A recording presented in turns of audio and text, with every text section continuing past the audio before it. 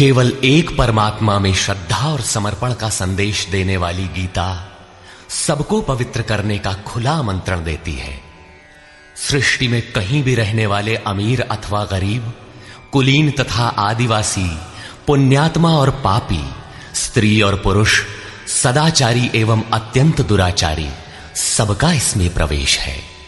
विशेषकर गीता पापियों के ही उद्धार का सुगम पथ बताती है। पुण्यात्मा तो भजते ही हैं। प्रस्तुत है उसी गीता की अद्वितीय व्याख्या, यथार्थ गीता का कैसेट प्रसारण।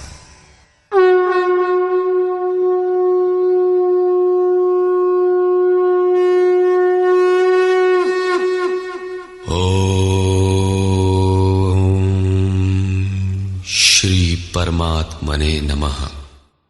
यथार्थ गीता, श्रीमद् भगवत गीता, अथ द्वितीयो अध्यायः।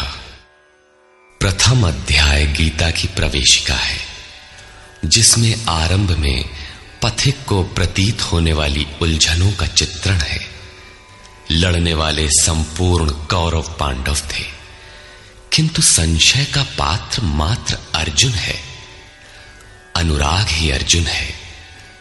इष्ट के अनुरूप राग ही पथिक को क्षेत्र क्षेत्रज्ञ के संघर्ष के लिए प्रेरित करता है। अनुराग आरंभिक स्तर है। पूज्य महाराज जी कहते थे, सदगृहस्थ आश्रम में रहते हुए ग्लानि होने लगे, अश्रुपात होता हो, कंठ अवरुद्ध होता हो, तो समझना कि यहीं से भजन आरंभ हो गया। अनुराग में ये सब कुछ आ जाता है। उसमें धर्म, नियम, सत्संग, भाव सभी विद्यमान होंगे। अनुराग के प्रथम चरण में पारिवारिक मोह बाधक बनता है। पहले सभी चाहते हैं कि हम उस परम सत्य को प्राप्त कर लें, किंतु आगे बढ़ने पर वो देखता है कि इन मधुर संबंधों का उच्छेद करना होगा। तब हताश हो जाता है। वो पहले से जो कुछ धर्म कर्म मानकर करता था, उतने में ही संतोष करने लगता है।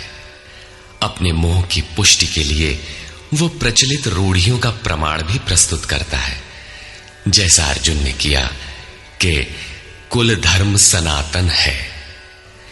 युद्ध से सनातन धर्म का लोप होगा, कुल क्षय होगा, स्वैराचार फैलेगा। ये अर्जुन का उत्तर नहीं था, बल्कि सद्गुरु के सान्निध्य से पूर्व की अपनाई गई एक कुरीति मात्र थी। इन्हीं कुरीतियों में फंसकर मनुष्य पृथक पृथक धर्म, अनेक संप्रदाय, छोटे बड़े गुट और असंख्य जातियों की रचना कर लेता है। कोई नाक दबाता है, कोई कान फाड़ता है। किसी के छूने से धर्म नष्ट होता है, तो कहीं रोटी पानी से धर्म नष्ट होता है। तो क्या अछूत या छूने वालों का दोष है? कदापि नहीं। दोष हमारे भ्रमदाताओं का है।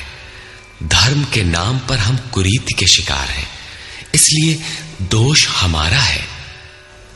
महात्मा बुद्ध के समय में केश कंबल एक संप्रदाय था, जिसमें केश को बढ़ाकर कंबल की तरह प्रयोग करने को पूर्णता का मानदंड माना जाता था। कोई गोव्रतिक गाय की भांति रहने वाला था, तो कोई कुक्कुर व्रतिक कुत्ते की तरह खाने पीने रहने वाला था। ब्रह्म विद्या का इनसे कोई संबंध नहीं है। संप्रदाय और कुरीतियां पहले भी थीं, आज भी हैं। ठीक इसी प्रकार कृष्ण काल में भी संप्रदाय थे, कुरीतियां थीं। उनमें से एकाध कुरीति का शिकार अर्जुन भी था। उसने 4 तर्क प्रस्तुत किए। 1, ऐसे युद्ध से सनातन धर्म नष्ट हो जाएगा। 2, वर्ण संकर पैदा होगा। 3, पिंडोदक क्रिया लोप होगी। और 4, हम लोग कुलक्षय द्वारा महान पाप करने को उद्यत हुए हैं। इस पर योगेश्वर श्री कृष्ण ने कहा, संजय उवाच।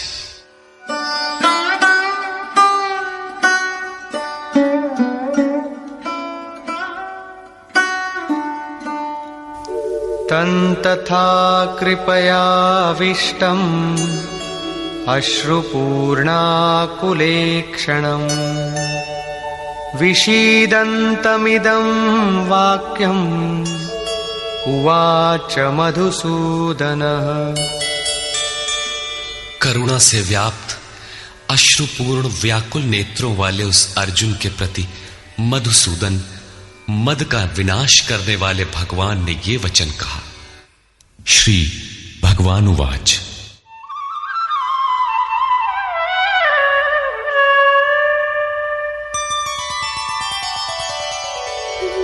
कुतस्त्वाकश्मलमिदं विषमे समुपस्थितम् अनार्यजुष्टमस्वर्ग्यम् अकीर्तिकरमर्जुन। अर्जुन, इस विषम स्थल में तुझे ये अज्ञान कहां से हो गया? विषम स्थल अर्थात जिसकी समता का सृष्टि में कोई स्थल है ही नहीं, पारलौकिक है लक्ष्य जिसका, उस निर्विवाद स्थल पर तुझे अज्ञान कहां से हुआ? अज्ञान क्यों? अर्जुन तो सनातन धर्म की रक्षा के लिए कटिबद्ध है। क्या सनातन धर्म की रक्षा के लिए प्राणपण से तत्पर होना अज्ञान है? श्री कृष्ण कहते हैं, हां, ये अज्ञान है। न तो संभावित पुरुषों द्वारा इसका आचरण किया गया है, न स्वर्ग ही देने वाला है और न ये कीर्ति को ही करने वाला है। सन्मार्ग पर जो दृढ़तापूर्वक आरूढ़ है उसे आर्य कहते हैं। परिवार के लिए मरना मिटना यदि अज्ञान न होता तो महापुरुष उस पर अवश्य चले होते। यदि कुल धर्म ही सत्य होता तो स्वर्ग और कल्याण की निःश्रेणी अवश्य बनता। ये कीर्तिदायक भी नहीं है। मीरा भजन करने लगी तो लोग कहें मीरा भई बावरी, सास कहे कुल नाशी रे। जिस परिवार, कुल और मर्यादा के लिए मीरा की सास बिलख रही थी, आज उस कुलवंती सास को कोई नहीं जानता। मीरा को विश्व जानता है। ठीक इसी प्रकार परिवार के लिए जो परेशान हैं, उनकी भी कीर्ति कब तक रहेगी? जिसमें कीर्ति नहीं, कल्याण नहीं, श्रेष्ठ पुरुषों ने भूल कर भी जिसका आचरण नहीं किया, तो सिद्ध है कि वो अज्ञान है। अतः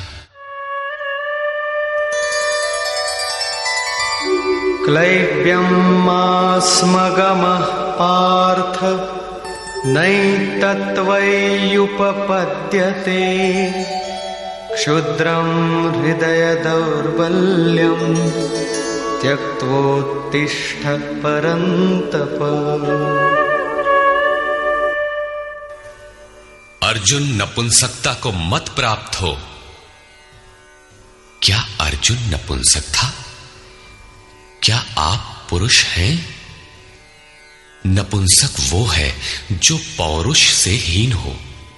सब अपनी समझ से पुरुषार्थ ही तो करते हैं। किसान रात दिन खून पसीना एक करके खेत में पुरुषार्थ ही तो करता है। कोई व्यापार में पुरुषार्थ समझता है तो कोई पद का दुरुपयोग करके पुरुषार्थी बनता है। जीवन भर पुरुषार्थ करने पर भी खाली हाथ जाना पड़ता है। स्पष्ट है कि यह पुरुषार्थ नहीं है। शुद्ध पुरुषार्थ है आत्मदर्शन। गार्गी ने याज्ञवल्क्य से कहा, नपुंसक पुमान ज्ञेयो यो न वेत्ति हृदि स्थितम पुरुषम स्वप्रकाशम तस्मानंदात्मानमव्ययम्। वो पुरुष होते हुए भी नपुंसक है जो हृदयस्थ आत्मा को नहीं पहचानता। वो आत्मा ही पुरुष स्वरूप, स्वयं प्रकाश, उत्तम आनंद युक्त और अव्यक्त है। उसे पाने का प्रयास ही पौरुष है। अर्जुन, तू नपुंसकता को न प्राप्त हो, यह तेरे योग्य नहीं है। हे परम तप, हृदय की इस क्षुद्र दुर्बलता को त्याग कर युद्ध के लिए खड़ा हो। इस पर अर्जुन ने तीसरा प्रश्न प्रस्तुत किया। अर्जुन उवाच।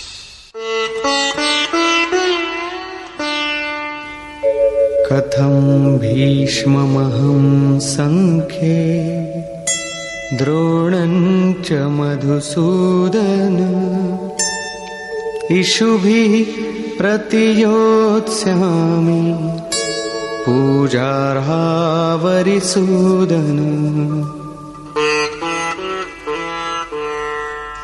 अहंकार का शमन करने वाले मधुसूदन, मैं रणभूमि में पितामह भीष्म और आचार्य द्रोण से किस प्रकार बाणों से युद्ध करूंगा, क्योंकि अरिसूदन वे दोनों ही पूजनीय हैं। द्वैत ही द्रोण है। प्रभु अलग हैं, हम अलग हैं। द्वैत का ये भान ही प्राप्ति की प्रेरणा का आरंभिक स्रोत है। यही द्रोणाचार्य का गुरुत्व है। भ्रम ही भीष्म है। जब तक भ्रम है तभी तक बच्चे, परिवार, रिश्तेदार सभी अपने लगते हैं। अपना लगने में भ्रम ही माध्यम है। आत्मा इन्हीं को पूज्य मानकर इनके साथ रहता है कि ये पिता हैं, दादा हैं, कुलगुरु हैं इत्यादि। साधन के पूर्ति काल में गुरु न चेला, पुरुष अकेला।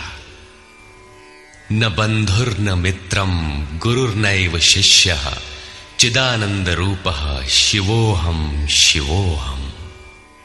जब चित्त उस परम आनंद में विलय हो जाता है तब न गुरु ज्ञान दाता और न शिष्य ग्रहण करता ही रह जाता है। यही परम की स्थिति है। गुरु का गुरुत्व प्राप्त कर लेने पर गुरुत्व एक जैसा हो जाता है। श्री कृष्ण कहते हैं, अर्जुन तू मुझ में निवास करेगा। जैसे श्री कृष्ण वैसा ही अर्जुन, और ठीक वैसा ही प्राप्ति वाला महापुरुष हो जाता है। ऐसी अवस्था में गुरु का भी विलय हो जाता है। गुरुत्व हृदय में प्रवाहित हो जाता है। अर्जुन गुरु पद की ढाल बनाकर इस संघर्ष में प्रवृत्त होने से कतराना चाहता है। वो कहता है,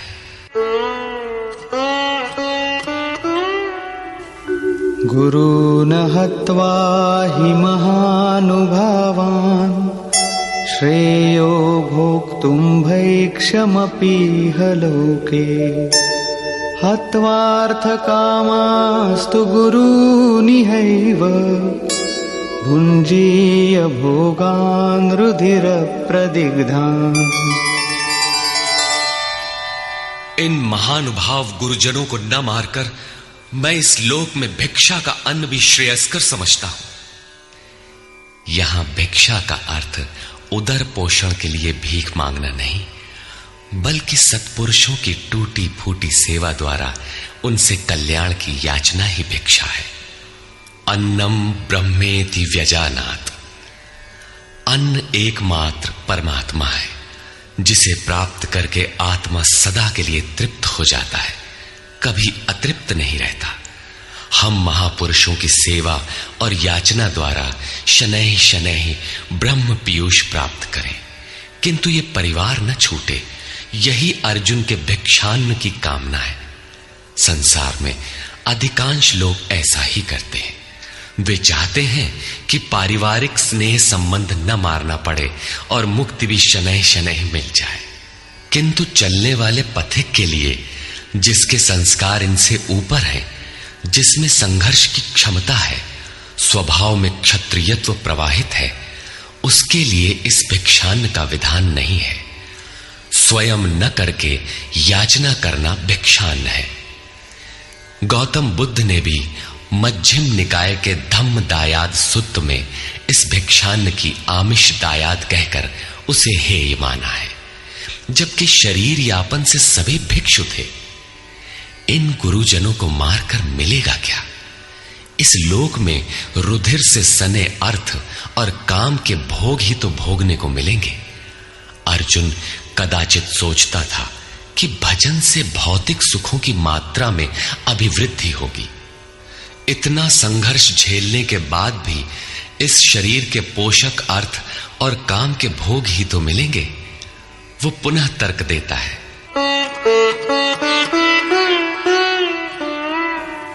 न चैतद्विद्मः कतरन्नो गरीयो यद्वा जयेम यदि वा नो जयेयुः यानेव हत्वा न जिजीविषामः तेव स्थिताः प्रमुखे धार्तराष्ट्राः। ये भी निश्चित नहीं है कि वो भोग मिलेगा ही। ये भी हम नहीं जानते कि हमारे लिए क्या करना श्रेयस्कर है, क्योंकि जो कुछ हमने कहा वो अज्ञान प्रमाणित हो गया। ये भी ज्ञात नहीं है कि हम जीतेंगे अथवा वे ही जीतेंगे। जिन्हें मारकर हम जीना भी नहीं चाहते, वे ही धृतराष्ट्र के पुत्र हमारे सामने खड़े हैं। अज्ञान रूपी धृतराष्ट्र से उत्पन्न मोह इत्यादि स्वजन समुदाय मिट ही जाएंगे, तब हम जीकर ही क्या करेंगे। अर्जुन पुनः सोचता है कि जो कुछ हमने कहा कदाचित ये भी अज्ञान हो, अतः प्रार्थना करता है। कार्पण्यदोषोपहतः स्वभावः पृच्छामि त्वां धर्मसम्मूढचेताः। यच्छ्रेयस्यान्निश्चितं ब्रूहि तन्मे शिष्यस्तेऽहं शाधि मां त्वां प्रपन्नम्। कायरता के दोष से नष्ट स्वभाव वाला, धर्म के विषय में सर्वथा मोहित चित्त हुआ मैं आपसे पूछता हूं, जो कुछ निश्चित परम कल्याणकारी हो वो साधन मेरे लिए कहिए। यहां अर्जुन ने पूर्ण समर्पण कर दिया। अभी तक वो श्री कृष्ण को अपने स्तर का ही समझता था, अनेक विद्याओं में अपने को कुछ आगे ही मानता था। यहां उसने अपनी बागडोर श्री कृष्ण को वस्तुतः सौंप दी। सद्गुरु पूर्ति पर्यंत हृदय में रहकर साधक के साथ चलते हैं। यदि वे साथ न रहे तो साधक पार न हो। युवा कन्या के परिवार वाले जिस प्रकार शादी विवाह तक उसको संयम की शिक्षा देते हुए संभाल ले जाते हैं, ठीक उसी प्रकार सद्गुरु अपने शिष्य की अंतरात्मा से रथी होकर उसे प्रकृति की घाटियों से निकालकर पार कर देते हैं। अर्जुन निवेदन करता है कि भगवान, एक बात और है। नहि प्रपश्यामि ममापनुद्यात् यच्छोकमुच्छोषणमिन्द्रियाणाम् अवाप्य भूमावसपत्नमृद्धम् राज्यं सुराणामपि चाधिपत्यम्। भूमि पर निष्कंटक धन धान्य संपन्न राज्य को और देवताओं के स्वामीपन इंद्र पद को पाकर भी मैं उस उपाय को नहीं देखता जो मेरी इंद्रियों को सुखाने वाले शोक को दूर कर सके। जब शोक बना ही है तो ये सब लेकर ही मैं क्या करूंगा। यदि इतना ही मिलना है तो क्षमा करें। अर्जुन ने सोचा, अब इसके आगे बतावेंगे भी क्या। संजय उवाच। एवमुक्त्वा ऋषिकेशं गुडाकेशः परन्तप न योत्स्यैति गोविन्दम् उक्त्वा तूष्णीं बभूवः। संजय बोला, हे राजन, मोह निशाजयी अर्जुन ने हृदय के सर्वज्ञ श्री कृष्ण से ये कहकर कि गोविंद, मैं युद्ध नहीं करूंगा, चुप हो गया। अभी तक अर्जुन की दृष्टि पौराणिक है, जिसमें कर्म कांडों के साथ भोगों की उपलब्धि का विधान है, जिसमें स्वर्ग ही सब कुछ माना जाता है, जिस पर श्री कृष्ण प्रकाश डालेंगे कि ये विचारधारा भी गलत है। तमुवाच ऋषिकेशः प्रहसन्निव भारत सेनयोरुभयोर्मध्ये विषीदन्तमिदं वचः। उसके उपरांत हे भरतवंशी धृतराष्ट्र, अंतर्यामी योगेश्वर श्री कृष्ण ने दोनों सेनाओं के बीच में उस शोक युक्त अर्जुन को हंसते हुए से ये वचन कहा। श्री भगवान उवाच। अशोचानन्वशोचस्त्वं प्रज्ञावादांश्च भाषसे गतासु न गतासूश्च नानुशोचन्ति पंडिताः। अर्जुन, तू न शोक करने योग्यों के लिए शोक करता है और पंडितों के से वचन कहता है, किंतु बुद्धि संपन्न पंडित जन जिनके प्राण चले गए हैं उनके लिए तथा जिनके प्राण नहीं गए हैं उनके लिए भी शोक नहीं करते। तू पंडितों जैसी बातें भर करता है, वस्तुतः ज्ञाता है नहीं, क्योंकि न त्वेवाहं जातु नासं न त्वन्नेमे जनाधिपाः न चैव न भविष्यामः सर्वे वयमतः परम्।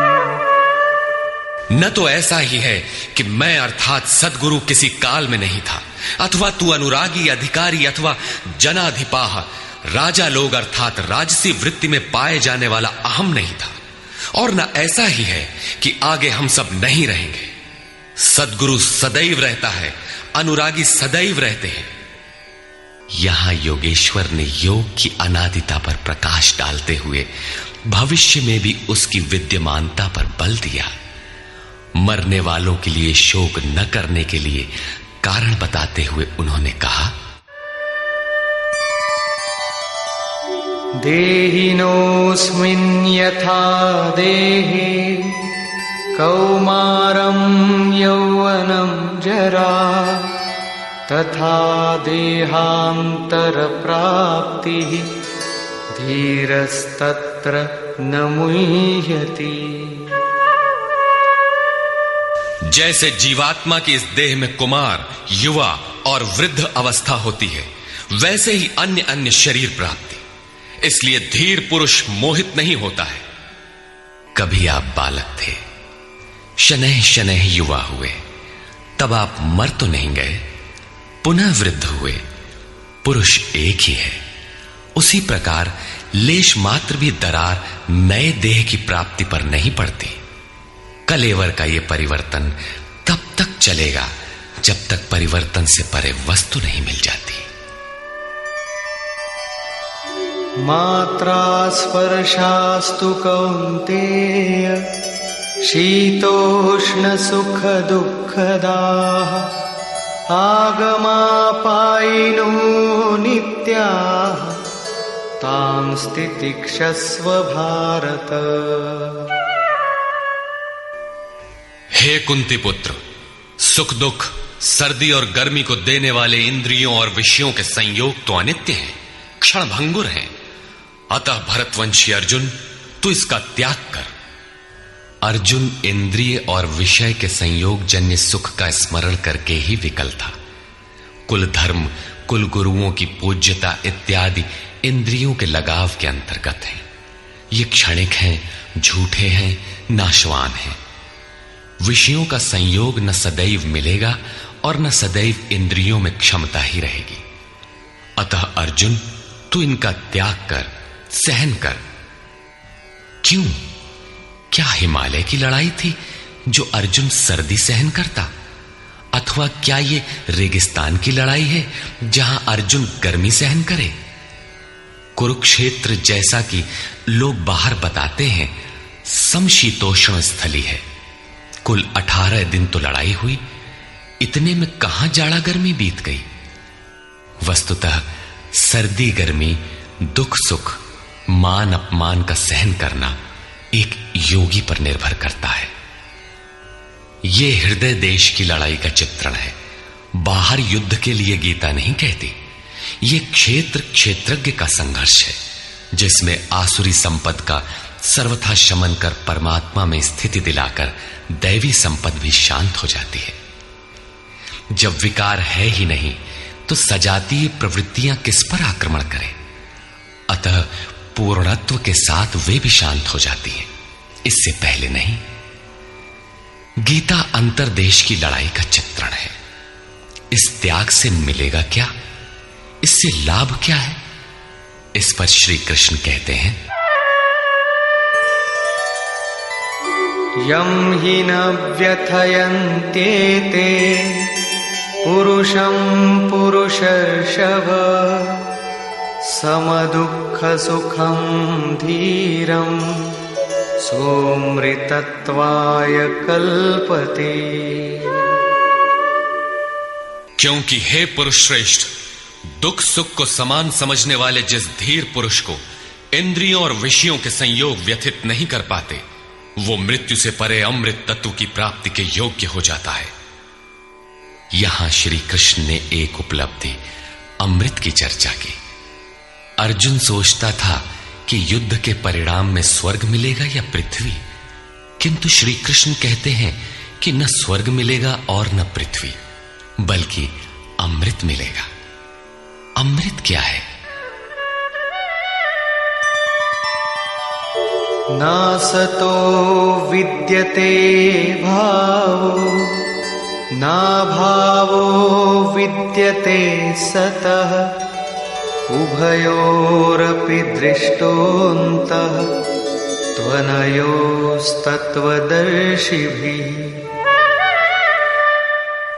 अर्जुन, असत वस्तु का अस्तित्व नहीं है, वो है ही नहीं, उसे रोका नहीं जा सकता, और सत्य का तीनों काल में अभाव नहीं है, उसे मिटाया नहीं जा सकता। अर्जुन ने पूछा, क्या भगवान होने के नाते आप कहते हैं? श्री कृष्ण ने बताया, मैं तो कहता ही हूं, इन दोनों का यह अंतर हमारे साथ साथ तत्वदर्शियों द्वारा भी देखा गया है। श्री कृष्ण ने वही सत्य दोहराया जो तत्वदर्शियों ने कभी देख लिया था। श्री कृष्ण भी एक तत्वदर्शी महापुरुष थे। परम तत्व परमात्मा का प्रत्यक्ष दर्शन करके उसमें स्थिति वाले तत्वदर्शी कहलाते हैं। सत और असत हैं क्या? इस पर कहते हैं,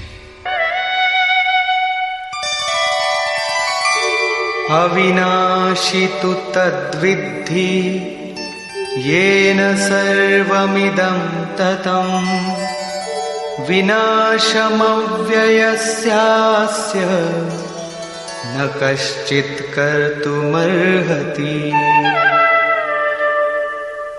नाश रहित तो वो है जिससे ये संपूर्ण जगत व्याप्त है। इस अव्ययस्य अविनाशी का विनाश करने में कोई समर्थ नहीं है। किंतु इस अविनाशी अमृत का नाम क्या है? वो है कौन? अंतवंत इमे देहा नित्यस्योक्ता शरीरिणः अनाशिनो प्रमेयस्य तस्माद्युध्यस्व भारत। अविनाशी अप्रमेय नित्य स्वरूप आत्मा के ये सभी शरीर नाशवान कहे गए हैं। इसलिए भरतवंशी अर्जुन, तू युद्ध कर। आत्मा ही अमृत है, आत्मा ही अविनाशी है जिसका तीनों कालों में नाश नहीं होता। आत्मा ही सत है, शरीर नाशवान है, यही असत है जिसका तीनों कालों में अस्तित्व नहीं है। शरीर नाशवान है, इसलिए तू युद्ध कर। इस आदेश से यह स्पष्ट नहीं होता कि अर्जुन केवल कौरवों को मारे। पांडव पक्ष में भी तो शरीर ही खड़े थे। क्या पांडव के शरीर अविनाशी थे? यदि शरीर नाशवान है तो श्री कृष्ण किसकी रक्षा में खड़े थे? क्या अर्जुन कोई शरीरधारी था? शरीर जो असत है, जिसका अस्तित्व नहीं है, जिसे रोका नहीं जा सकता, क्या श्री कृष्ण उस शरीर की रक्षा में खड़े हैं? यदि ऐसा है तो वे भी अविवेकी और मूढ़ हैं, क्योंकि आगे श्री कृष्ण स्वयं कहते हैं कि जो केवल शरीर के लिए ही पचता है, श्रम करता है, वो अविवेकी और मूढ़ बुद्धि है। वो पापायु पुरुष व्यर्थ ही जीता है। अंततः अर्जुन कौन था? वस्तुतः अनुराग ही अर्जुन है।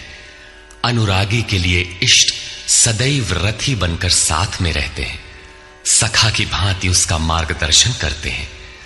आप शरीर नहीं है, शरीर तो आवरण है, रहने का मकान है। उसमें रहने वाला अनुराग पूरित आत्मा है। भौतिक युद्ध, मारने काटने से शरीरों का अंत नहीं होता।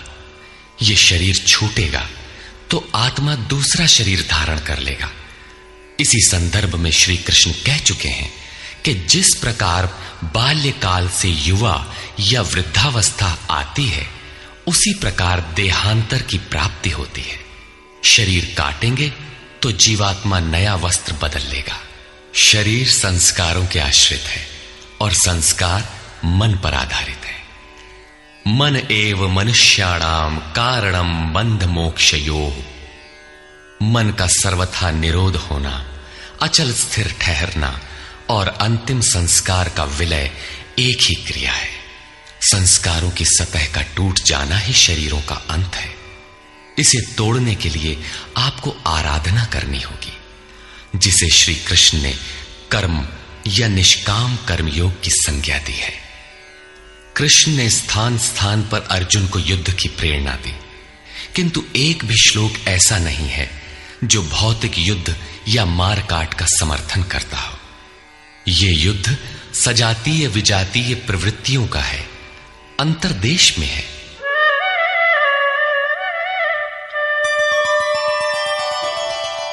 य एनं वेत्ति हन्तारं यश्चैनं मन्यते हतम् उभौ तौ न विजानीतो नायं हन्ति न हन्यते। जो इस आत्मा को मारने वाला मानता है तथा जो इस आत्मा को मरा हुआ समझता है, वे दोनों ही आत्मा को नहीं जानते, क्योंकि ये आत्मा न तो मारता है और न मारा ही जाता है। पुनः इसी पर बल देते हैं। न जायते म्रियते वा कदाचिन् नायं भूत्वा भविता वा न भूयः अजो नित्यः शाश्वतोऽयं पुराणो न हन्यते हन्यमाने शरीरे। ये आत्मा किसी काल में न तो जन्मता है और न मरता है, क्योंकि ये वस्त्र ही तो बदलता है। न ये आत्मा होकर अन्य कुछ होने वाला है, क्योंकि यह अजन्मा है, नित्य है, शाश्वत और पुरातन है। शरीर के नाश होने पर भी उसका नाश नहीं होता। आत्मा ही सत्य है, आत्मा ही पुरातन है, आत्मा ही शाश्वत और सनातन है। आप कौन है? सनातन धर्म के अनुयायी। सनातन कौन है? आत्मा। आप आत्मा के अनुयायी हैं। आत्मा, परमात्मा और ब्रह्म एक दूसरे के पर्याय हैं। आप कौन है? शाश्वत धर्म के उपासक। शाश्वत कौन है? आत्मा। अर्थात हम आप आत्मा के उपासक हैं। यदि आप आत्मिक पथ को नहीं जानते तो आपके पास शाश्वत सनातन नाम की कोई वस्तु नहीं है। उसके लिए आप आहें भरते हैं तो प्रत्याशी अवश्य है, किंतु सनातन धर्मी नहीं है। सनातन धर्म के नाम पर किसी कुरीति के शिकार हैं। देश विदेश में मानव मात्र में आत्मा एक ही जैसा है, इसलिए विश्व में कहीं भी कोई आत्मा की स्थिति दिलाने वाली क्रिया जानता है और उस पर चलने के लिए प्रयत्नशील है तो वो सनातन धर्मी है, चाहे वो अपने को ईसाई, मुसलमान, यहूदी या कुछ भी क्यों न कह ले। वेदा विनाशिनं नित्यं य एनमजमव्ययम् कथं स पुरुषः पार्थ कं घातयति हन्तिकम्। पार्थिव शरीर को रथ बनाकर ब्रह्म रूपी लक्ष्य पर अचूक निशाना लगाने वाला पृथा पुत्र अर्जुन, जो पुरुष इस आत्मा को नाश रहित, नित्य, अजन्मा और अव्यक्त जानता है, वो पुरुष कैसे किसी को मरवाता है और कैसे किसी को मारता है। अविनाशी का विनाश असंभव है। अजन्मा जन्म नहीं लेता, अतः शरीर के लिए शोक नहीं करना चाहिए।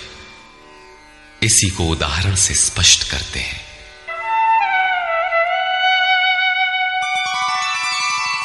वासांसि जीर्णानि यथा विहाय नवानि गृह्णाति नरोपराणि तथा शरीराणि विहाय जीर्णान्यन्यानि संयाति नवानि देहि।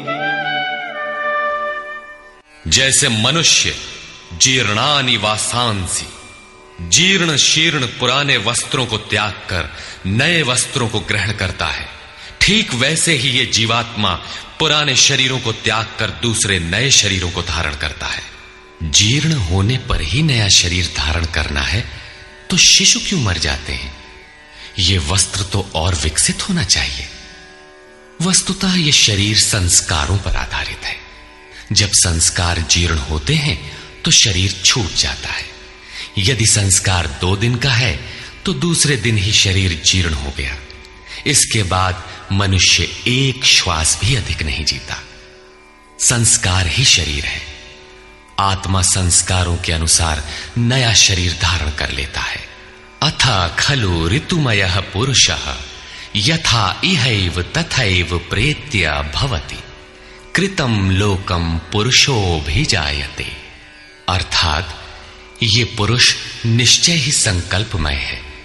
इस लोक में पुरुष जैसा निश्चय वाला होता है वैसा ही यहां से मरकर जाने पर होता है। अपने संकल्प से बनाए हुए शरीरों में पुरुष उत्पन्न होता है। इस प्रकार मृत्यु शरीर का परिवर्तन मात्र है। आत्मा नहीं मरता, पुनः इसकी अजरता अमरता पर बल देते हैं।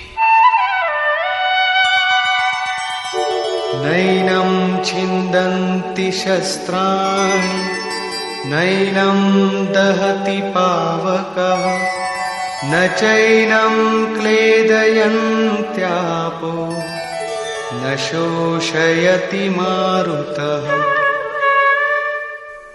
अर्जुन, इस आत्मा को शस्त्रादि नहीं काटते, अग्नि इसे जला नहीं सकता, जल इसे गीला नहीं कर सकता और न वायु इसे सुखा ही सकता है।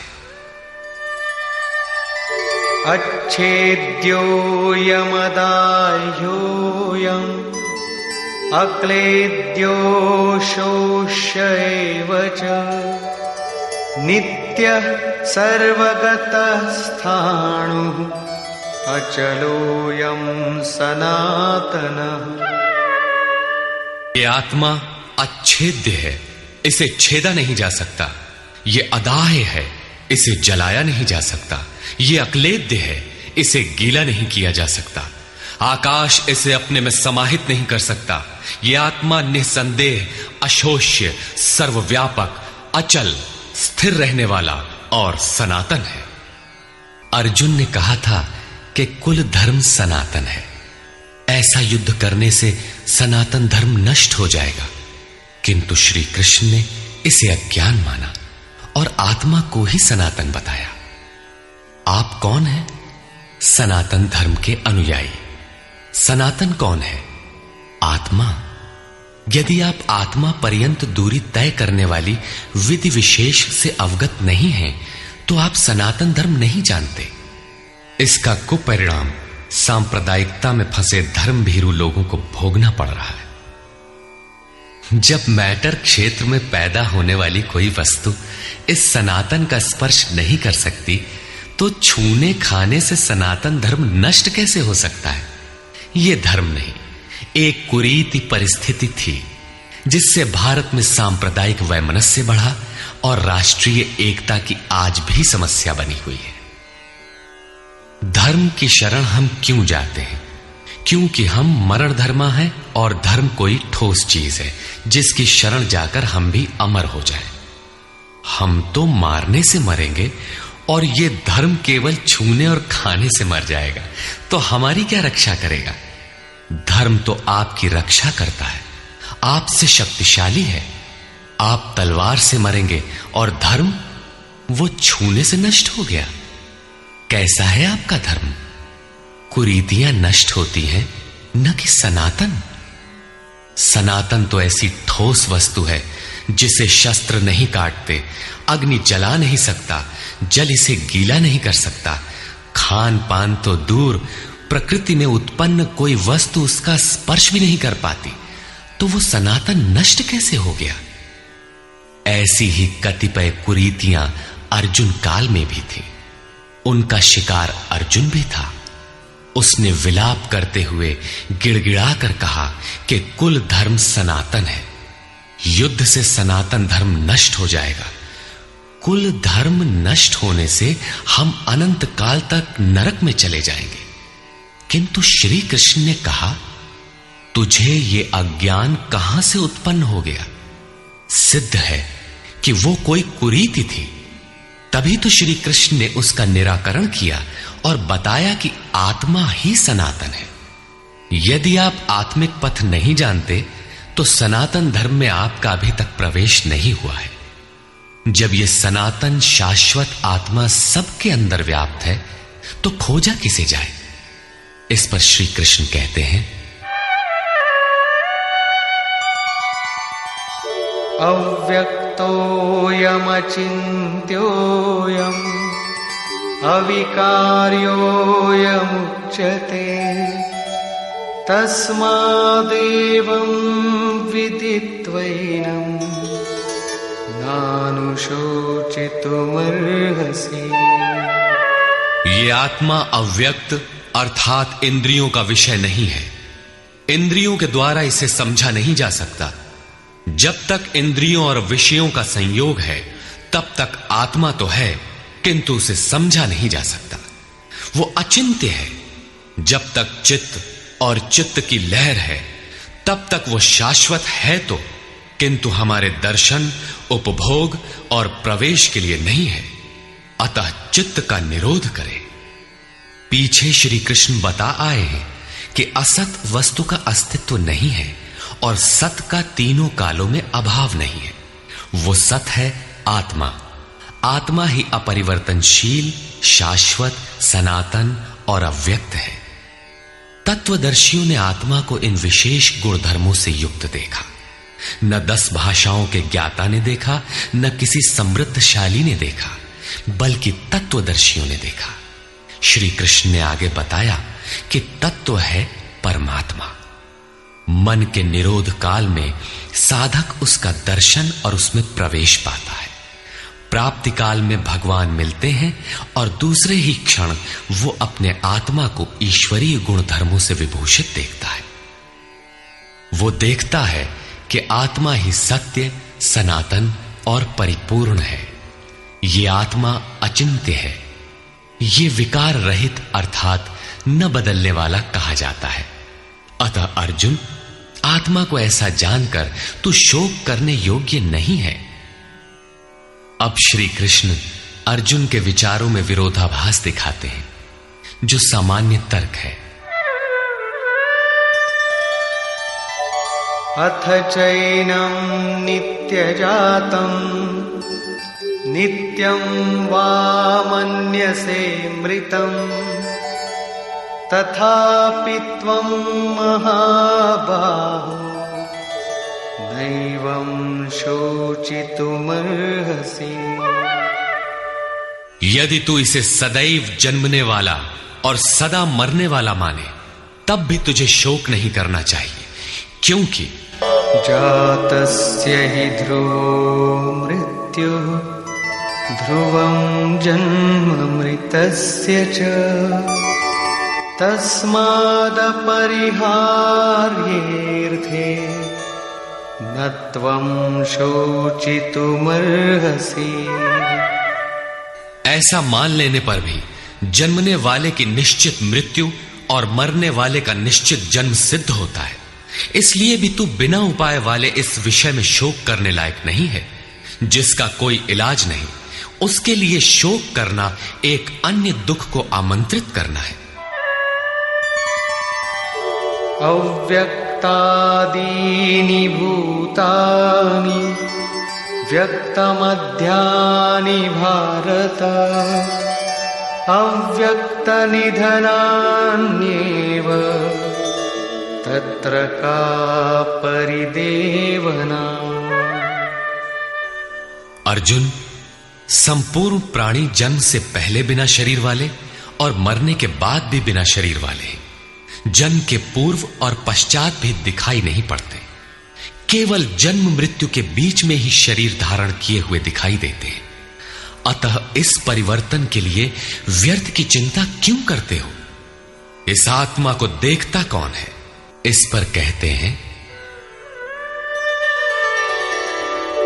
आश्चर्यवत् पश्यति कश्चिदेनम् आश्चर्यवद् वदति तथैव चान्यः आश्चर्यवच्चैनमन्यः शृणोति श्रुत्वाप्येनं वेद न चैव कश्चित्।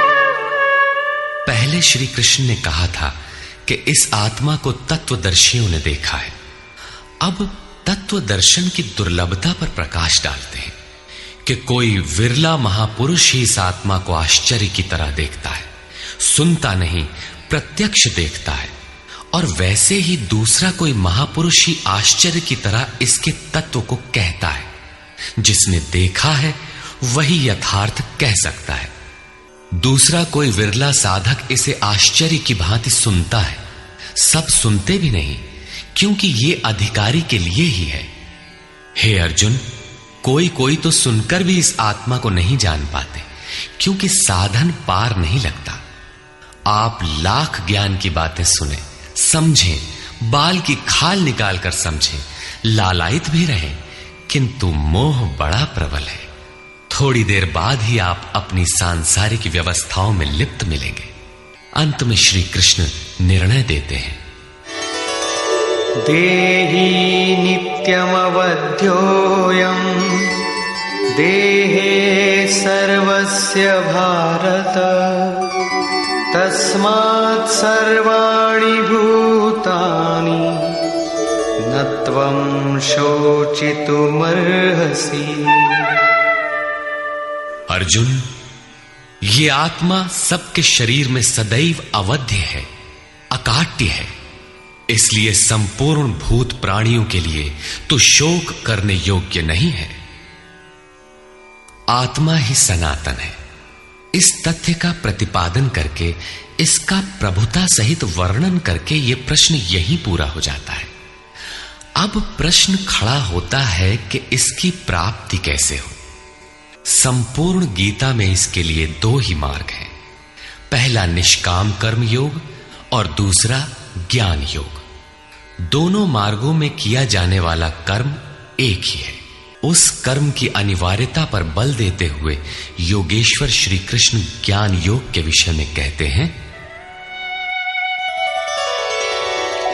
स्वधर्ममपि चावेक्ष न विकम्पितुमर्हसि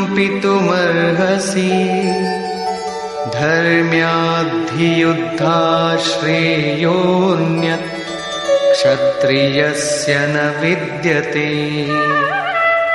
अर्जुन, स्वधर्म देखकर भी तू भय करने योग्य नहीं है, क्योंकि धर्म संयुक्त युद्ध से बढ़कर अन्य कोई परम कल्याणकारी मार्ग क्षत्रिय के लिए नहीं है।